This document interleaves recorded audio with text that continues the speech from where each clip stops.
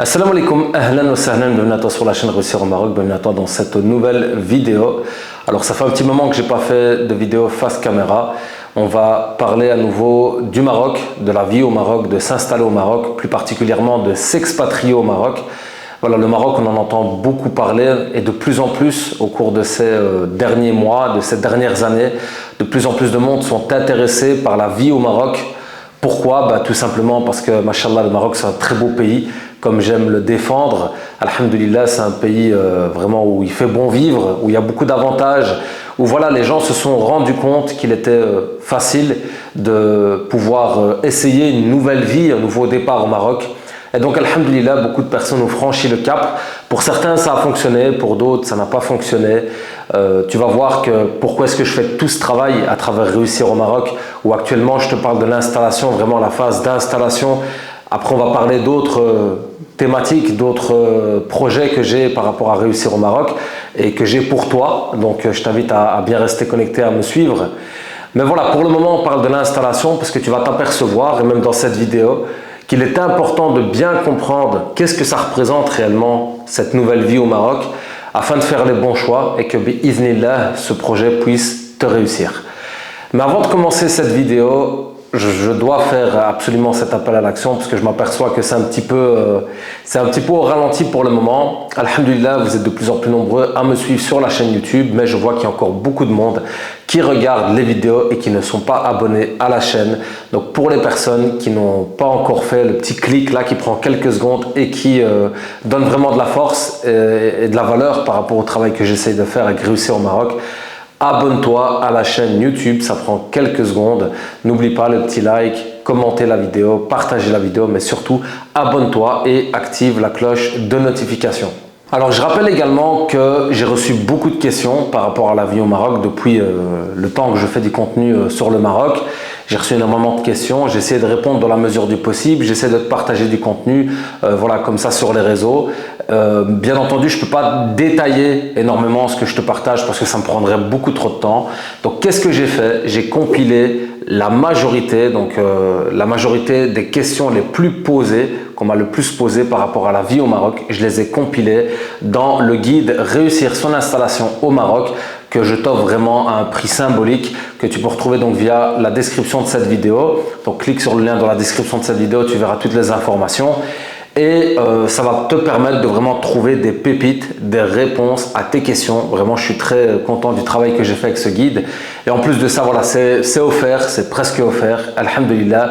Et en même temps, tu contribues au travail que je fais avec Réussir au Maroc. Donc ça me permet de donner plus de temps à ce projet parce que la réalité, c'est que j'arrive pas à donner pleinement mon temps à ce projet parce que j'ai d'autres projets sur le côté et que ça prend beaucoup de temps de créer du contenu, de voyager dans le Maroc, d'aller rencontrer des personnes, voilà, de booker, donc de faire des rendez-vous, etc.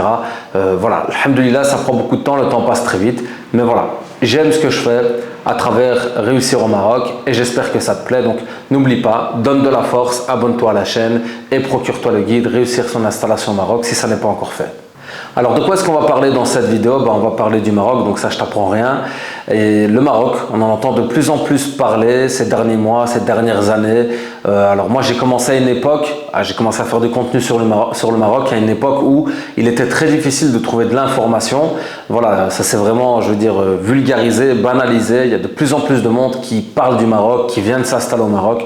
Voilà, pour la simple et bonne raison, comme je l'ai dit, que le Maroc c'est un pays, alhamdulillah, qui a plusieurs avantages dont j'ai déjà parlé à maintes reprises. Pour ma part, alhamdulillah, je me suis installé en 2021 en famille. Alhamdulillah, par la grâce d'Allah, on a trouvé plus que ce qu'on espérait.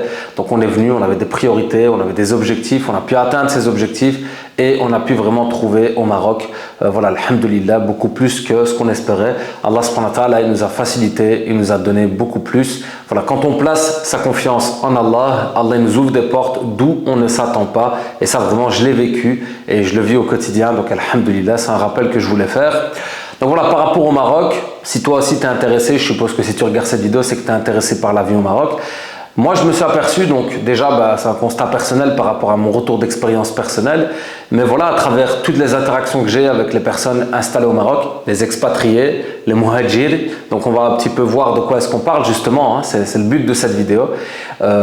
J'ai pas mal d'échanges et je constate qu'il y a des personnes pour qui, alhamdoulilah, ce projet fonctionne, il y a d'autres personnes pour qui le projet vraiment, voilà, a du mal à démarrer, a du mal à décoller. Quand je parle de projet, je parle de trouver sa stabilité en fait, de pouvoir mener ta vie, ta routine au Maroc, de pouvoir répondre, subvenir à tes besoins. Souvent, il y a le côté financier, de pouvoir t'intégrer dans la société marocaine, qui est une nouvelle société pour toi, un nouvel environnement, que tes enfants se sentent bien, que tu puisses trouver les écoles que tu cherchais. Donc voilà, quand je parle de réussir son projet d'installation, c'est ça en fait.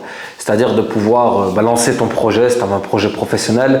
Donc voilà, c'est un petit peu tous ces éléments-là. Et on s'aperçoit qu'il y en a pour qui ça fonctionne, il y en a d'autres pour qui ça ne fonctionne pas donc, et qui sont amenés à devoir faire marche arrière. Alors j'en parle beaucoup, pourquoi? Justement pour t'éviter, si toi tu n'as pas encore franchi le cap, si tu n'as pas encore franchi le pas vers le Maroc, c'est le but à travers ce type de vidéo, c'est que tu puisses mieux comprendre qu'est-ce que représente une installation au Maroc, qu'est-ce que représente une hijra, parce qu'on entend aussi beaucoup parler de hijra, et ça je veux un petit peu justement éclaircir la différence qu'il y a entre s'expatrier au Maroc, s'installer et vivre au Maroc et faire la hijra vers le Maroc, d'accord? Parce que c'est des termes dont on entend beaucoup parler. Alors pour les personnes qui me connaissent, qui apprennent à me connaître et qui me suivent depuis un certain temps, je fais très attention par rapport aux termes que j'emploie parce que tout simplement, c'est pas pour faire des cours de français que je fais ça, entre autres les définitions, voilà.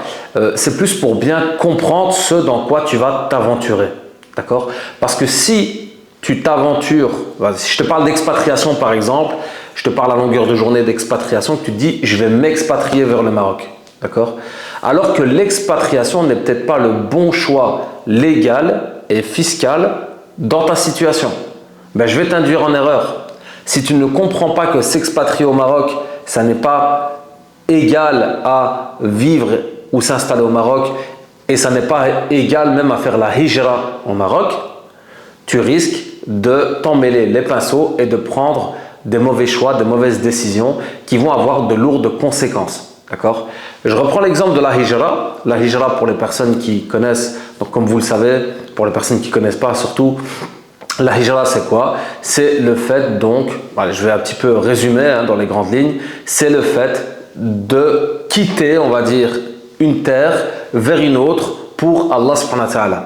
D'accord? Ça fait référence à quand le prophète alayhi salatu wassalam, il a quitté Mecca vers Médine, d'accord? Parce que les musulmans étaient persécutés à cette époque et parce que le prophète alayhi salatu wassalam avait une vision pour la Ummah, pour la communauté, et donc ils sont partis vers Médine. C'est là qu'ils ont bâti donc la civilisation musulmane, alhamdulillah. C'est de là que tout a redémarré, si on peut dire ça comme ça, d'accord? Aujourd'hui, on entend beaucoup de frères et de sœurs parler de hijra. Moi, j'en parle très peu, déjà pour la simple et bonne raison que je n'ai pas le bagage religieux pour en parler et que je ne suis pas directement dans cette da'wa sur les réseaux sociaux. Voilà, il y a des prédicateurs, alhamdulillah, qui font très bien ce travail et qui sont en mesure de répondre aux questions. Maintenant, il faut qu'on en parle quand même dans les grandes lignes. Donc, on va parler dans cette vidéo de la différence entre expatriation, installation au Maroc et hijra. Et ensuite, on va voir qu'est-ce qu'une expatriation entraîne.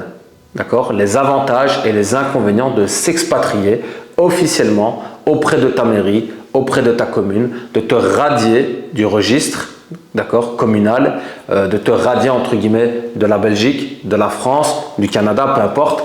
Qu'est-ce que ça implique? Quels sont les avantages, les inconvénients?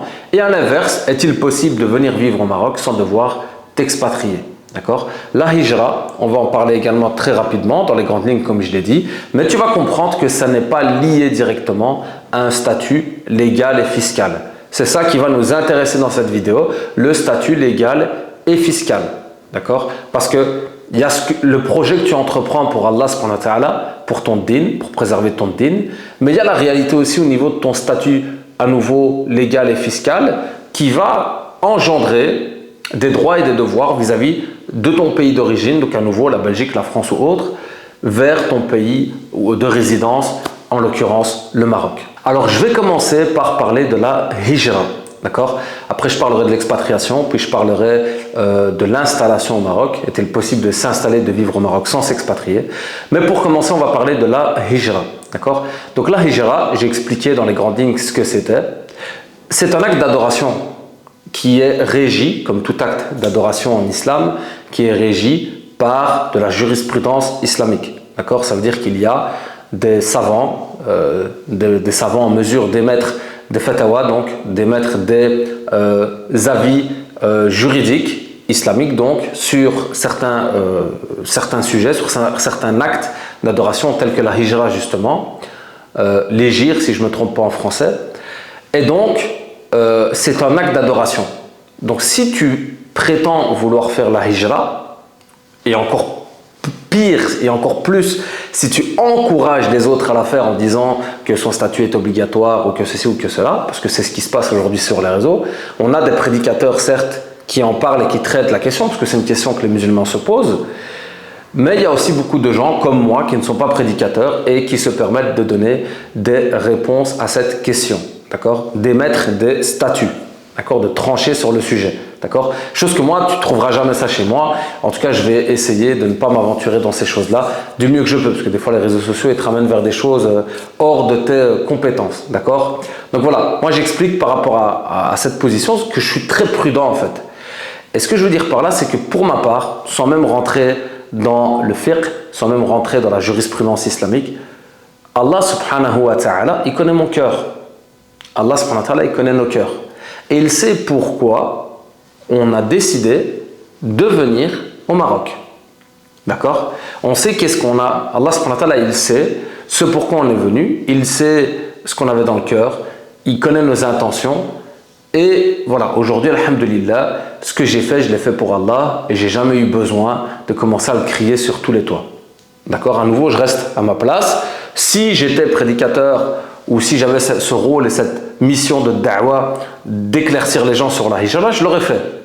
Mais tant qu'à présent, ce n'est pas le cas. D'accord? Donc c'est la raison pour laquelle je n'ai jamais parlé de hijra, parce que je répète, c'est un acte d'adoration, qui a des conditions, qui a un statut. Ce statut, j'ai déjà entendu de la part de certains savants qu'elle était obligatoire dans certains cas, notamment vis-à-vis des musulmans de France, etc., dans certaines situations. Et d'autres savants vont dire que non, la hijra n'est pas obligatoire parce que dans certains pays, on n'est pas persécuté, comme c'était le cas à l'époque du prophète alayhi salatu wassalam à Mecca. D'accord? Je répète, je n'émets pas de fatwa sur le sujet parce que je n'en ai pas les compétences. Mais ce que je veux dire, c'est que si tu parles de la hijra et si tu prétends faire la hijra pour Allah subhanahu wa ta'ala, sois vigilant par rapport à ton intention, par rapport à la conformité de tes actes. Parce que la hijra, elle a des conditions. Je me rappelle à l'époque, en 2015, quand je venais étudier ici, il y avait beaucoup de frères, machallah, et de sœurs de France, mais je parlais avec les frères pour l'occasion, qui me parlaient de hijra, qui me disaient oui, c'est obligatoire, etc. Et qui eux-mêmes, dans leur pratique, faisaient des choses, en fait, qui, à ma connaissance, n'étaient pas conformes et ils ne remplissaient pas les conditions de la hijra. D'accord? Donc voilà, je ne rentre pas dans le sujet parce qu'à nouveau, je n'en ai pas les compétences, mais ce que je veux dire par là, c'est que si tu t'aventures, ou du moins si tu prétends vouloir faire la hijra pour Allah subhanahu wa ta'ala, sois conscient de quoi tu parles et connaissance de que représente cet acte d'adoration. Mets l'attention pour Allah, bien entendu, avec sincérité. Place ta confiance en Allah, bien entendu. Ça fait partie de toutes nos affaires. Mais sois bien vigilant par rapport à la conformité de tes actes. D'accord? Après, voilà, comme je l'ai dit, pour ma part, j'ai fait un choix. Ce qu'il y a dans mon cœur, Allah subhanahu wa ta'ala le sait. J'ai jamais eu besoin de l'exposer sur les réseaux sociaux à tout bout de champ. Et je mettrai une petite parenthèse aussi, je travaille quand même dans le marketing et je suis totalement transparent. Je crains, et qu'Allah subhanahu wa ta'ala nous en préserve, même si des fois ça part pas d'une mauvaise intention, je crains que certains ou certaines en ont fait un business. C'est devenu un petit peu le mot-clé dans les moteurs de recherche qui fonctionne bien et certains en ont fait un business. Et ça clairement, c'est comme faire un business avec la salat, avec la prière ou avec le jeûne de Ramadan ou avec zakat, etc. Voilà. à ses risques et périls, si c'est bien comme ça qu'on dit, d'accord? Donc prudence par rapport à ça aussi, de ne pas en faire un phénomène de mode où en fait les gens ne savent même pas de quoi ils parlent, ne savent même pas dans quoi ils s'aventurent et puis après font n'importe quoi qui pourrait rendre invalide leur acte d'adoration qui est la hijra. Donc j'en ai parlé une bonne fois pour toutes parce qu'on me posait souvent la question, ça m'est même arrivé de débattre des fois avec des frères, mais très rapidement pour rigoler, puisque je pense que je me fais très rapidement comprendre, alhamdulillah, même si chacun a ses positions que je respecte. Voilà, j'en ai parlé, je t'ai donné un petit peu mon avis sur le sujet. Et puis qui sait à l'occasion, peut-être sur la chaîne, qu'il y aura aussi des personnes de science, Inch'Allah, qui pourront s'exprimer sur le sujet et apporter des avis de fiqh, parce que c'est ce qui est aussi recherché de la part des musulmans qui veulent bien faire les choses. D'accord? Maintenant, on va parler d'expatriation. Je vais commencer par l'expatriation, puis je vais parler de la vie de l'installation au Maroc. D'accord?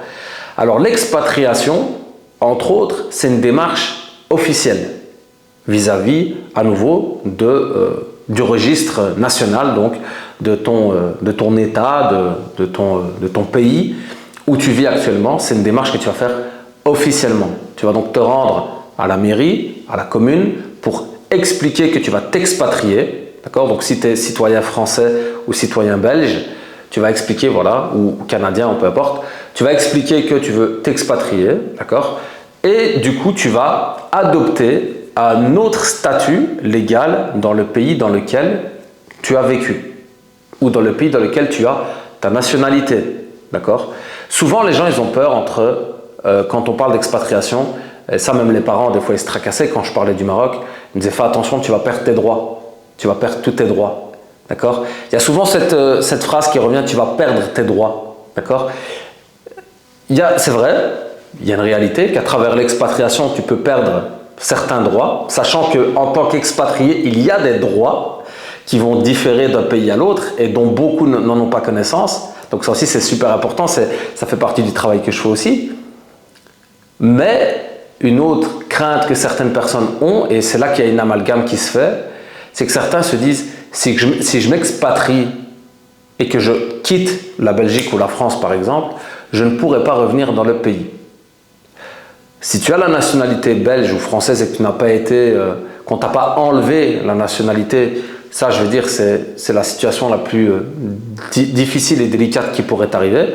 Et ça en général c'est pour des cas extrêmes, d'accord? À partir du moment où tu as ta nationalité et où tu as ton passeport en ordre, d'accord? Tu peux voyager dans le pays. Il n'y a pas de raison qu'on t'interdise de rentrer dans ton pays natal.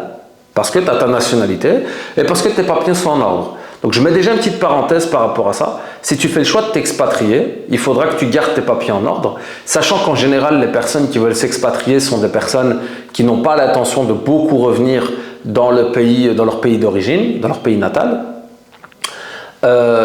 Il va falloir que tu fasses tes papiers via le consulat ou l'ambassade de ton pays, donc au Maroc. En général, ça se fait à Rabat. Si je prends l'exemple de la Belgique pour ma part, il y a l'ambassade de la Belgique, le consulat belge, qui est à Rabat, où tu pourras donc faire tes documents, refaire ton passeport, remettre tes papiers en ordre, etc. Demander des fois des documents qui sont liés à ton statut d'expatrié, etc. D'accord? Ça veut dire que tu auras toujours une relation avec l'ambassade ou le consulat de ton pays au Maroc. Ce qui va te permettre de, à nouveau, garder tes papiers en ordre, etc.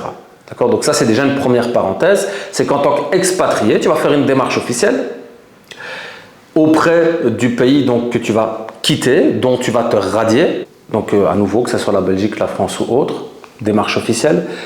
Cette démarche va changer ton statut légal et fiscal. Donc effectivement, en termes de droits et de devoirs, ça va changer pour toi dans ton pays d'origine. Donc si je prends l'exemple, je vais prendre l'exemple de la Belgique pour faire simple. En Belgique, donc, tu n'auras plus les mêmes devoirs et droits au niveau fiscal, légal, au niveau de la sécurité sociale, etc. Parce que tu ne seras plus considéré comme un résident belge. Et donc, tu auras toujours une relation avec le consulat ou l'ambassade de ton pays au Maroc, afin de garder tes papiers en ordre. Et vis-à-vis du Maroc, tu vas également devoir faire une démarche officielle pour devenir résidente marocain ou marocaine. D'accord ? Donc, on va dire que c'est une démarche vraiment officielle, l'expatriation. Ça peut sembler lourd comme choix. Personnellement, j'estime quand même que c'est un choix important, qu'on ne joue pas avec ce type de démarche, parce que c'est quand même des démarches qui ont des conséquences importantes, qu'il faut bien faire les choses. Ce que je rappelle toujours, c'est que moi je suis juste un intermédiaire, je suis juste là pour t'orienter un petit peu dans les grandes lignes, mais que c'est pas le mieux. Ce qu'il faut, c'est que tu ailles t'adresser aux organismes compétents, en l'occurrence ici la mairie, la commune, le consulat, les caisses d'allocation par rapport à ta sécurité sociale, ta mutualité, tout ce qui s'ensuit, de faire les démarches comme il faut, comme je l'ai déjà dit plusieurs fois aussi, de sorte à bien faire les choses et à ne pas faire des démarches n'importe comment. Parce qu'à nouveau, il y a une question de droit et de devoir sur le plan légal et fiscal, ou si tu fais les choses mal, tu pourrais te retrouver dans une situation à nouveau fiscale difficile. D'accord? Vis-à-vis du Maroc aussi, il va y avoir un critère déterminant. On va dire il y a deux critères déterminants vis-à-vis du Maroc. Comme tu le sais, le Maroc, tu y vas sans visa. À l'exception de certains pays, je pense, qui doivent avoir un visa pour venir au Maroc. D'accord? Ce n'est pas tous les pays qui viennent sans visa au Maroc, si je ne me trompe pas. En général, on dit qu'il n'y a pas besoin de visa parce que la majorité des personnes qui viennent au Maroc sont des personnes qui ont un passeport qui rentrent. Donc Belgique, France, Canada, etc. D'accord? Italie, tout ce qui s'ensuit. Espagne et tout ce qui s'ensuit. Donc en général, il n'y a pas de question de visa au Maroc. Donc on va exclure ce critère de visa. Mais il y a un critère qui est déterminant, c'est la nationalité marocaine. Ça va influencer considérablement tes démarches et ton statut. Parce que si tu as la nationalité marocaine, même si tu veux t'expatrier officiellement et quitter, donc te radier de ton pays, le fait que tu aies la nationalité marocaine, ça va considérablement te faciliter pour pouvoir être résident marocain. C'est logique. Tu es dans ton pays, tu es chez toi. Contrairement à une personne qui n'a pas la nationalité marocaine et qui, elle, va devoir avoir des titres de séjour, des permis de séjour qui vont devoir être renouvelés, qui vont devoir ne pas dépasser un taux de présence, et sauf erreur de ma part, c'est 3 mois qu'il ne faut pas dépasser sur le territoire marocain. Autrement, tu vas rentrer dans des complications à nouveau, administratives pour quitter le territoire, etc. Et ça veut dire que voilà, en tant qu'expatrié non marocain, il y a quand même des démarches importantes à considérer, des réinscriptions à faire à nouveau auprès des mutualités, au niveau du registre où tu vas vivre, donc te déclarer comme résident marocain. Tu vas être sujet et soumis à la fiscalité du pays, bien entendu. Tu vas devoir contribuer au pays au niveau des impôts, etc. Donc voilà, tu deviens résident marocain comme un citoyen marocain lambda. D'accord? Donc ça, c'est important de comprendre cette démarche, parce qu'elle est lourde quand même sur le plan administratif, même si c'est pas non plus la mer à boire, comme on dit. Je connais, alhamdoulilah, des personnes qui se sont officiellement expatriées. Et donc, entre parenthèses, je t'informe que ça n'est pas mon cas. Des personnes qui se sont officiellement expatriées, alhamdoulilah, pour qui ça se passe très bien, qui sont contents et pour qui ça a été simple. Maintenant, ces personnes ont la nationalité marocaine. D'accord? En général, les personnes qui n'ont pas la nationalité marocaine vont être plus réticentes à l'idée de s'expatrier officiellement, vu tout ce que ça représente. Même les personnes qui ont la nationalité marocaine, des fois, vont faire le deuxième choix dont je vais te parler dans cette vidéo, qui est de vivre au Maroc, de s'installer au Maroc, mais de ne pas s'expatrier officiellement. Qu'est-ce que ça veut dire? Est-ce que c'est possible? Est-ce que c'est légal? Alors à nouveau, pour la question légale, je t'inviterai à vraiment aller t'adresser à nouveau aux organismes compétents pour vraiment connaître le cadre juridique qui est posé par rapport à ça. Ce que je peux déjà te dire, c'est que moi, j'ai veillé à faire les démarches correctement.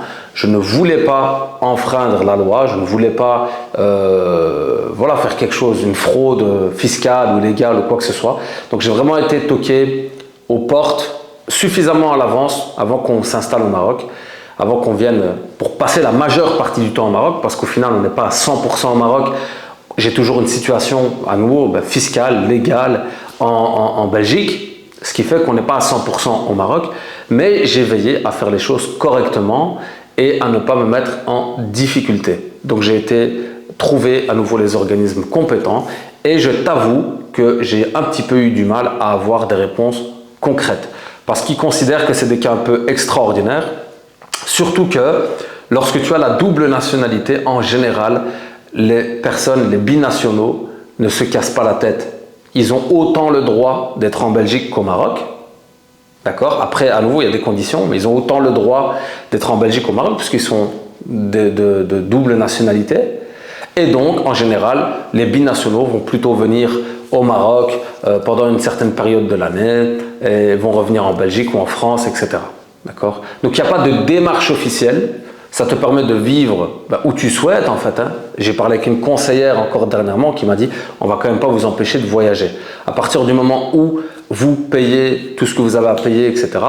Pour ma part, j'ai toujours une entreprise en Belgique, je contribue toujours en Belgique, je suis indépendant en Belgique et je paye toujours mes impôts, mes taxes, mes cotisations sociales, etc.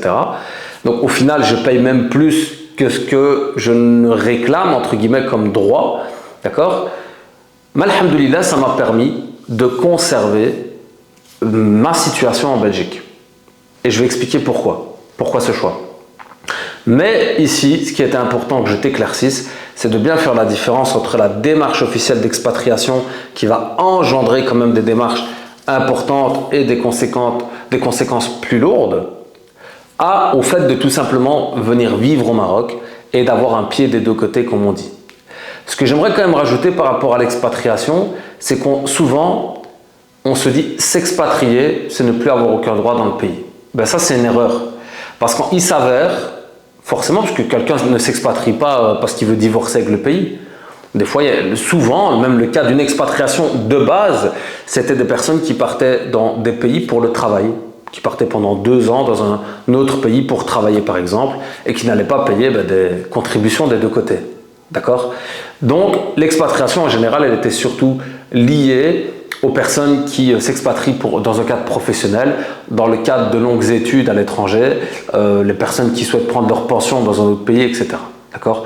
Donc, en général, c'était plutôt lié à ça. C'était pas lié à des personnes qui allaient rester une partie du temps dans un pays et voyager dans un autre. D'accord ? Donc, ça, c'était une première chose. Mais ce qui est important de savoir, c'est qu'au niveau de l'expatriation, il y a beaucoup et de plus en plus en tout cas de droits que tu peux conserver dans ton pays d'origine et que beaucoup ne connaissent pas et qui te permet de t'expatrier officiellement tout en conservant certains droits dans ton pays où tu t'es expatrié, d'où tu t'es expatrié. Je vais prendre un bête exemple, je vais en citer qu'un et je t'inviterai à te renseigner sur les droits qu'il y a dans ton pays par rapport aux expatriés. J'ai découvert en Belgique qu'il y avait la sécurité d'outre-mer. D'accord ? La sécurité sociale d'outre-mer. D'accord ? Ça veut dire quoi ? Ça veut dire que c'est pour les expatriés qui souhaiteraient conserver par exemple une mutuelle en Belgique pour les soins, etc. de santé. Il y a possibilité, donc à nouveau tu payes, hein, c'est une forme d'assurance entre autres, c'est une mutuelle, où tu vas payer beaucoup plus cher. Donc ça c'est quand même la réalité des choses, c'est que c'est beaucoup plus cher. Mais qui va te permettre, même si tu es officiellement radié expatrié, donc tu n'as plus d'impôts, etc., tu n'es plus dans le régime fiscal du pays belge, français, etc., de garder en fait des droits, notamment au niveau de la sécurité sociale, ce qui fait généralement peur aux gens, d'accord, de perdre leur sécurité sociale, disons-le clairement. Surtout si tu as travaillé toute ta vie, tu as contribué, donc tu n'es pas là pour profiter, tu es là juste pour recevoir une partie de ce que tu as donné, d'accord ?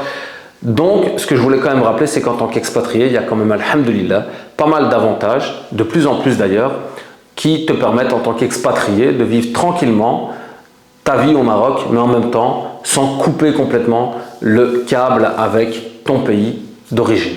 Par rapport au fait de vivre donc, au Maroc sans t'expatrier officiellement, ce qu'il faudra quand même considérer, parce que l'avantage c'est que tu n'as pas de démarche officielle, c'est pas trop lourd, tu arrives à garder un pied des deux côtés, etc. Donc c'est plus confortable et c'est peut-être un choix plus judicieux si tu souhaites commencer et essayer ta nouvelle vie au Maroc, d'accord, sans tout couper. Donc alhamdoulilah, tu continues à cotiser, tu continues à bénéficier de tes droits, etc. Mais ce qu'il faut quand même considérer, c'est que tu vas avoir une double situation, d'accord ? Tu vas avoir une double situation à gérer, notamment au niveau de tes logements, au niveau de tes taxes, etc. Surtout si tu as une société au Maroc, si tu dois payer des impôts au Maroc, tu vas avoir une double situation fiscale et ça faudra l'assumer. Hein. D'accord ?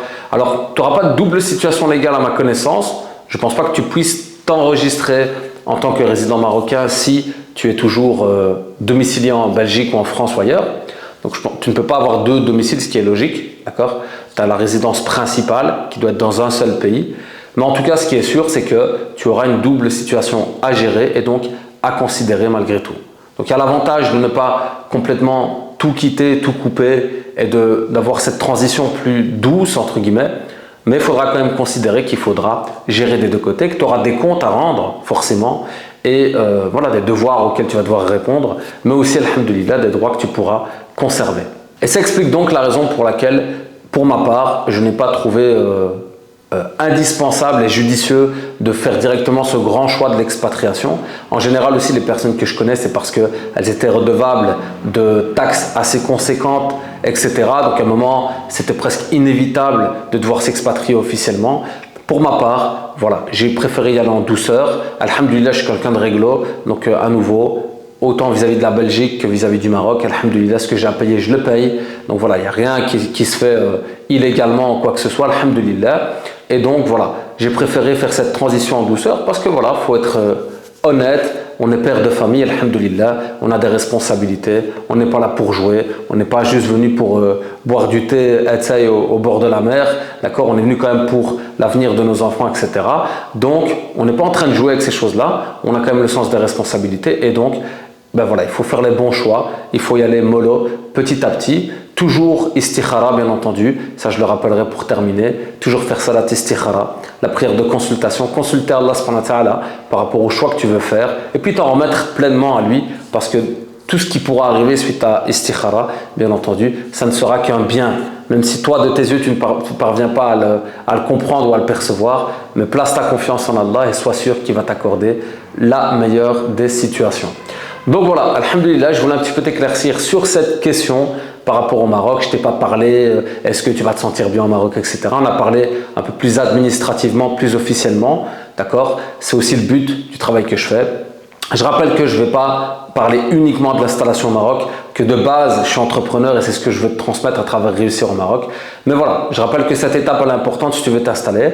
Je rappelle qu'il y a le guide Réussir son installation au Maroc via la description dans cette vidéo. Donc, il suffit de cliquer, tu vas voir la description du guide. C'est 285 pages, donc je réponds à toutes les questions, à la majorité, pour ne pas dire toutes, des questions que j'ai reçues. J'apporte des réponses détaillées, précises, avec plus même de précision que dans ces vidéos. Et donc voilà, c'est un prix symbolique. Tu contribues au travail que je fais également. Et je rappellerai pour terminer, abonne-toi à la chaîne YouTube si ça n'est pas encore fait. Active la cloche de notification, le petit pouce, mets ton avis en commentaire et reste bien connecté pour la suite. Il faut qu'on monte un petit peu la barre, là, qu'on passe les 5000 abonnés au minimum sur la chaîne. Donc voilà, donne de la force. Barakallahu fik, qu'Allah subhanahu wa ta'ala te facilite dans ton projet vers le Maroc, qui t'accorde le meilleur et te protège du mal. Et on se dit à bientôt pour une prochaine vidéo.